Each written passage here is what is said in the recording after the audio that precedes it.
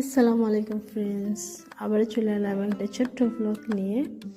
তো দেখতেই পাচ্ছেন আমার বাড়ির পিছনে ভিউজটা কত সুন্দর লাগছে। আর আজকে দিনটা একটু কুয়াশা কুয়াশা ঠান্ডা ঠান্ডার মধ্যেই কাটছে, রোদ খুব একটা বেরোয়নি।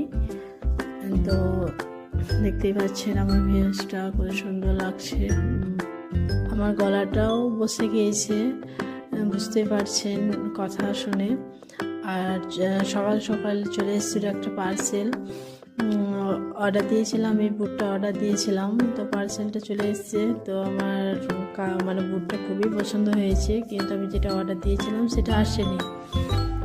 ওই যে সামনে যে কালারটা আছে ওখানটা আমি পিঙ্ক কালারের মধ্যে অর্ডার দিয়েছিলাম, সেটা ম্যাট কালারের মধ্যে চলে এসেছে।